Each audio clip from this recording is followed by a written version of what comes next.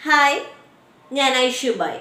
കഴിഞ്ഞ ക്ലാസ്സിൽ നമ്മൾ HSC ഫിസിക്കൽ സയൻസിൻ്റെ മോഡ്യൂൾ 4ലുള്ള അയണിക് ബോണ്ടിങ് എന്ന പോർഷനാണ് സ്റ്റാർട്ട് ചെയ്തത്. ആ പോർഷൻ നമ്മൾ കണ്ടിന്യൂ ചെയ്യുകയാണ്. ആ ക്ലാസ് കാണാത്തവർക്കായി അതിൻ്റെ ലിങ്ക് ഡിസ്ക്രിപ്ഷൻ ബോക്സിൽ ഇടുന്നതായിരിക്കും. ഓക്കെ, നമ്മൾ കഴിഞ്ഞ ക്ലാസ്സിൽ കണ്ടതാണ് ഒരു അയോണിക സംയുക്തത്തിൻ്റെ രൂപീകരണം പ്രാഥമികമായി ന്യൂട്രൽ ആറ്റങ്ങളിൽ നിന്ന് പോസിറ്റീവ് അയോണുകളും നെഗറ്റീവ് അയോണുകളും രൂപീകരിക്കാനുള്ള അവയുടെ കഴിവിനെ ആശ്രയിച്ചിരിക്കുന്നുവെന്ന്. പോസിറ്റീവ് അയണുകൾ എങ്ങനെയാണ് രൂപം കൊള്ളുന്നത്? ഒരു ആറ്റത്തിൽ നിന്ന് ഇലക്ട്രോൺ റിമൂവ് ചെയ്യുമ്പോഴാണ്, അല്ലേ?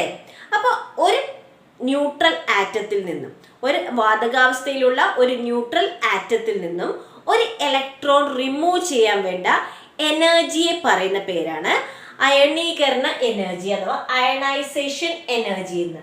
ഓക്കെ, അപ്പൊ പോസിറ്റീവ് അയോൺ ഫോം ചെയ്യുമ്പോഴാണ് അയോണൈസേഷൻ എനർജി യൂസ് ചെയ്യുന്നത്.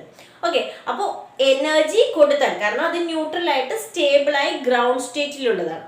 അപ്പൊ ആ ഒരവസ്ഥയിലുള്ള ആറ്റത്തിൽ നിന്ന് ഒരു ഇലക്ട്രോണിനെ റിമൂവ് ചെയ്യുമ്പോഴാണ് അത് എന്തായിട്ട് മാറുന്നത്? പോസിറ്റീവ് അയോണായിട്ട് മാറുന്നത്. ആ പോസിറ്റീവ് അയോണായിട്ട് മാറാൻ അവയ്ക്ക് ആവശ്യമായ എനർജി അഥവാ ഊർജമാണ് അയോണീകരണ ഊർജം എന്ന് പറയുന്നത്. ഓക്കെ, ഇനി നെഗറ്റീവ് അയോൺ എങ്ങനെയാണ് ഉണ്ടാവുന്നത്? ഒരു ഗ്രൗണ്ട് സ്റ്റേറ്റിലുള്ള ഒരു ആറ്റത്തിലേക്ക് ഇലക്ട്രോൺ കൂട്ടിച്ചേർക്കപ്പെടുന്നു, അല്ലെ? അതിലേക്ക് ഇലക്ട്രോൺ കൊടുക്കുക, അപ്പോഴാണ് അതൊരു നെഗറ്റീവ് അയോൺ ആയിട്ട് മാറുന്നത്. ഇങ്ങനെ ഇലക്ട്രോൺ സ്വീകരിച്ച് നെഗറ്റീവ് അയോണായി തീരാൻ വേണ്ടി ആ തീരുന്ന സമയത്ത് അവ എനർജി അഥവാ ഊർജം സ്വീകരിക്കുകയോ പുറത്തേക്ക് വിടുകയോ ചെയ്യുന്നുണ്ട്. ഇതിനാവശ്യമായ എനർജി, അതിനെയാണ് നമ്മൾ ഇലക്ട്രോൺ ആർജിത എൻതാൽപ്പി എന്ന് പറയുന്നത്.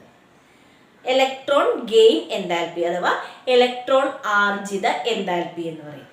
ഓക്കെ, അയോണീകരണ ഊർജം താരതമ്യേന കുറഞ്ഞ മൂലകങ്ങളും ഇലക്ട്രോൺ ആർജിത എൻതാൽപ്പി കൂടിയ മൂലകങ്ങളും തമ്മിൽ സംയോജിക്കുമ്പോൾ അല്ലെങ്കിൽ തമ്മിലുള്ള അട്രാക്ഷൻ മൂലമാണ് ഒരു അയോണിക സംയുക്തം രൂപം കൊള്ളുന്നത്.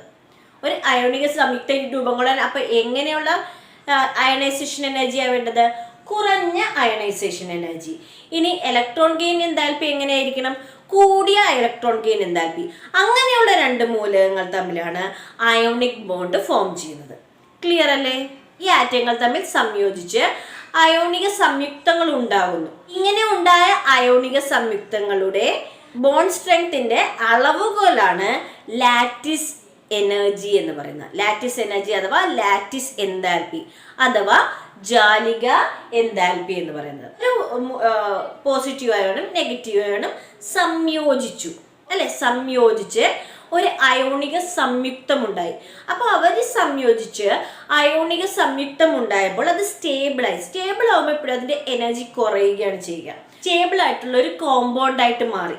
അങ്ങനെ സ്റ്റേബിൾ ആകുമ്പോൾ അതിന്റെ എനർജി കുറയുന്നു. ഈ കുറയുന്ന എനർജി എന്ന് പറയുന്നത് എന്താണ്? അത്രയും എനർജി അത് പുറത്തേക്ക് വിടുകയാണ് ചെയ്യുന്നത്. ആ എനർജിയാണ് ലാറ്റിസ് എൻതാൽപ്പി എന്ന് പറയുന്നത്. ഓക്കെ, അപ്പൊ അതിന്റെ ഡെഫിനിഷൻ പറയുമ്പോൾ തിരിച്ചാണ് പറയുന്നത്. ഒരു അയോണിക സംയുക്തത്തെ വിഘടിപ്പിച്ച് അതിന്റെ ഘടക അയോണുകളാക്കി മാറ്റാൻ ആവശ്യമായ എൻതാൽപ്പിയാണ്. ഓക്കെ, അപ്പൊ ഡെഫിനിഷനായിട്ട് നമുക്ക് നോക്കാം. ഒരു മോൾ അയോണിക സംയുക്തം വാതകാവസ്ഥയിലുള്ള അതിന്റെ ഘടക അയോണുകളായി വിഘടിക്കുന്ന പ്രക്രിയയുടെ എൻതാൽപ്പി വ്യത്യാസത്തെ ആ അയോണിക സംയുക്തത്തിന്റെ ജാലിക എൻതാൽപ്പി എന്ന് വിളിക്കുന്നു. സോഡിയം ക്ലോറൈഡിന്റെ ജാലിക enthalpy 788 kilo joule per mole ആണ്. ഇനി ലാറ്റിസ് എൻതാൽപ്പി എങ്ങനെയാണ് കണ്ടുപിടിക്കുന്നത്? ലാറ്റിസ് എൻതാൽപ്പി കണ്ടുപിടിക്കുന്നതിന് രണ്ട് മെത്തേഡ്സ് ആണുള്ളത്. ആദ്യത്താണ് ബോൺ-ലാൻഡേസ് സമവാക്യം. ബോൺ-ലാൻഡേസ് സമവാക്യം ഉപയോഗിച്ച് നമുക്ക് ലാറ്റിസ് എൻതാൽപ്പി കണ്ടുപിടിക്കാം. അതുപോലെ നമുക്ക് ബോൺ-ഹേബർ സൈക്കിൾ ഉപയോഗിച്ചും ലാറ്റിസ് എൻതാൽപ്പി കണ്ടുപിടിക്കാം. ബോൺ-ഹേബർ സൈക്കിൾ എന്ന് പറയുന്ന ഒരു എക്സ്പെരിമെന്റൽ മെത്തേഡാണ്. ഓക്കെ, അപ്പൊ എന്താണ് ബോൺ-ലാൻഡേസ് സമവാക്യം എന്ന് നോക്കാം. ബോൺ-ലാൻഡേസ് സമവാക്യം നമുക്ക് എക്സാമിനേഷൻ പോയിന്റ് ഓഫ് വ്യൂല് സമവാക്യം മാത്രം പറഞ്ഞാൽ മതി. അതിന്റെ ഡെറിവേഷനും കാര്യങ്ങളും നമുക്ക് അറിയേണ്ട ആവശ്യമില്ല. ഓക്കെ, അപ്പൊ ഫോർമുല എന്ന് പറയുന്നത് delta U equal to NaM Z plus Z minus E square divided by 4πε0R into 1 - 1/n. ഇതാണ് ലാറ്റിസ് എൻതാൽപ്പിയുടെ ഫോർമുല. എന്താണിത്?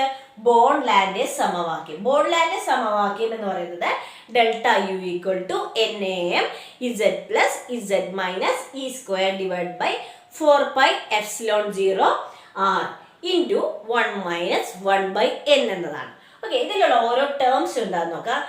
Na എന്ന് പറയുന്നത് അവോഗാഡോ നമ്പർ ആണ്. ഇനി M എന്ന് പറയുന്നത് മാഡ്ലൻ സ്ഥിരാങ്കം ആണ്.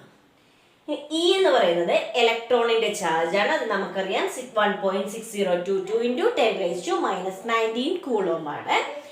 Z പ്ലസ് Z മൈനസ് എന്ന് പറയുന്നത് കാറ്റയോണിന്റെയും ആനയോണിന്റെയും ചാർജ് ആണ്. അതുപോലെ ε0 എന്ന് പറയുന്നത് പെർമിറ്റിവിറ്റി ഇൻ ഫ്രീ സ്പേസ് ആണ്. N എന്ന് പറയുന്നത് ബോൺ എക്സ്പോണന്റ് ആണ്.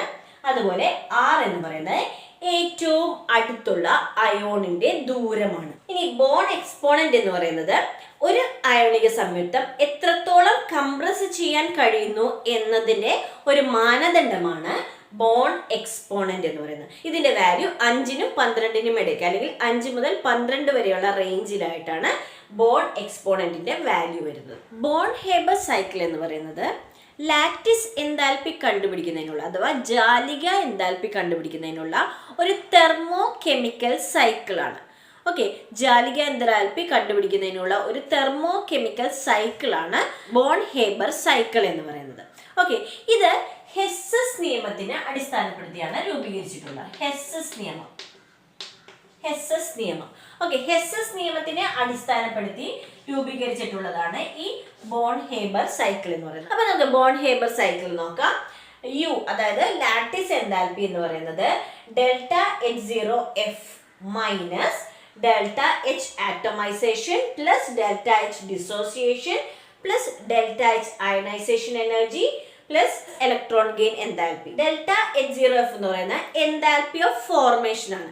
എൻതാൽപ്പി ഓഫ് ഫോർമേഷൻ എന്ന് പറഞ്ഞാൽ മൂലകങ്ങളിൽ നിന്ന് സംയുക്തങ്ങളായി മാറുന്ന എനർജി ആണല്ലോ.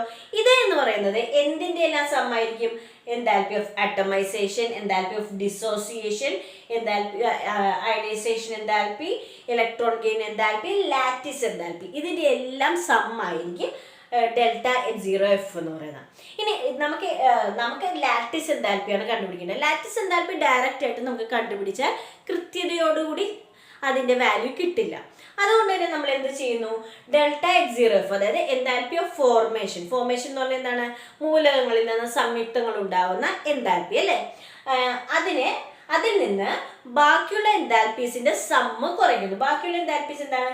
എൻതാൽപ്പി ഓഫ് ആറ്റമൈസേഷൻ എന്ന് പറഞ്ഞാൽ മോളിക്യൂൾസിൽ നിന്ന് ആറ്റംസ് ആയിട്ട് മാറുമ്പോൾ ഉണ്ടാകുന്ന എൻതാൽപ്പി ചേഞ്ച്. ഡിസോസിയേഷൻ എൻതാൽപ്പി എന്ന് പറഞ്ഞാൽ സംയുക്തങ്ങള് അതിന്റെ ഘടകങ്ങളായിട്ട് മാറുന്ന എൻതാൽപ്പിയാണ്. അപ്പൊ ഈ ഘടകങ്ങൾ സംയോജിക്കുമ്പോൾ ഉണ്ടാകുന്ന എൻതാൽപ്പി ആയിരിക്കും ഇവിടെ. ഓക്കെ, പിന്നെ ഈ ഫോം ചെയ്ത ആറ്റംസ് അയോൺസ് ആയിട്ട് മാറുമ്പോൾ ഉണ്ടാകുന്ന എൻതാൽപ്പികളാണ് enthalpy of ionization, electron gain enthalpy. പിന്നെ ഈ പോസിറ്റീവ് അയോണും നെഗറ്റീവ് അയോണും ഫോം ചെയ്ത് കഴിയുമ്പോൾ അത് സംയോജിക്കുമ്പോൾ റിലീസ് ചെയ്യുന്ന എനർജിയാണ് ലാറ്റിസ് എൻതാൽപ്പി എന്ന് പറയുന്നത്. അപ്പൊ ഇതിന്റെ എല്ലാം സമ്മാണ് ഈ ഡെൽറ്റ എഫ് എന്ന് പറയുന്നത്.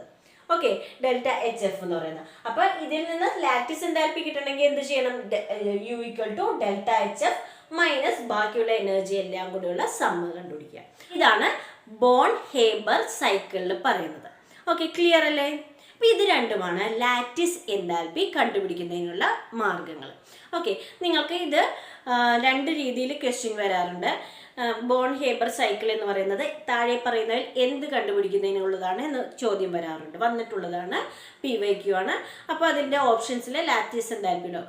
ഇതുപോലെ ബോൺ-ലാൻഡെ ഇക്വേഷൻ്റെ കേസിലും വരുന്നതാണ്. പിന്നെ വരുന്നത് ബോൺ-ലാൻഡെ ഇക്വേഷൻ ചോദിച്ചിട്ടില്ല, പക്ഷെ ചോദിച്ചുകൂടുന്നില്ല. അതുകൊണ്ട് ഈ ഇക്വേഷൻ തന്നിട്ട് ഇത് ഏത് ഇക്വേഷൻ ആണെന്ന് ചോദിച്ചിട്ട് ഓപ്ഷൻസ് വരാം. ഓക്കെ, അപ്പോൾ അതാണ് ബോൺ-ലാൻഡെ ഇക്വേഷനിൽ നിന്ന് നമ്മൾ എക്സ്പെക്ട് ചെയ്യുന്ന ക്വസ്റ്റ്യൻ എന്ന് പറയുന്നത്. പിന്നെ ഇവിടെ ബോൺ ഹേബർ സൈക്കിളിൽ നമുക്ക് വേണമെങ്കിൽ ഇതിൻ്റെ എല്ലാം വാല്യൂസ് വന്നിട്ട് ഒരു പ്രോബ്ലം ചോദിക്കാം. അപ്പോൾ ഡെൽറ്റ HF തന്നിട്ടുണ്ടാവും, അതുപോലെ atomisation energy, electron gain enthalpy പോലെയുള്ള എനർജീസ് തന്നിട്ടുണ്ടാവും. അപ്പോൾ നമുക്ക് അതിൽ നിന്ന് ലാറ്റിസ് എൻതാൽപ്പി കണ്ടുപിടിക്കുക എന്നായിരിക്കും പറയുന്നത്. ബോൺ ഹേബർ സൈക്കിൾ എന്ന വാക്കേ ഉപയോഗിക്കില്ല. അപ്പം നമ്മൾ ഓർക്കണം, ലാറ്റിസ് എൻതാൽപ്പി എന്ന് പറയുന്നത് എൻതാൽപ്പി ഓഫ് ഫോർമേഷനിൽ നിന്ന് മറ്റ് എൻതാൽപ്പീസ് എല്ലാം കൂട്ടിയിട്ട് അത് കുറയ്ക്കുന്നതാണ്. ഓക്കെ, അപ്പോൾ അത് വെച്ച് നമുക്ക് ഈ പ്രോബ്ലം ചെയ്യാൻ പറ്റും. ഓക്കെ, ക്ലിയർ അല്ലേ? ഇനി ചെറിയൊരു ടോപ്പിക്കും കൂടെ അയണിക് ബോണ്ടിൽ പെൻഡിങ് ഉണ്ട്, ഫജാൻസ് റൂള്. അത് നമുക്ക് അടുത്ത ക്ലാസ്സിൽ ഡിസ്കസ് ചെയ്യാം. അപ്പോൾ HSA ഹാക്ക് ചെയ്യാനായിട്ട് എല്ലാവരും നമ്മളുടെ ചാനൽ കൃത്യമായി ഫോളോ ചെയ്യാം. Thank you all.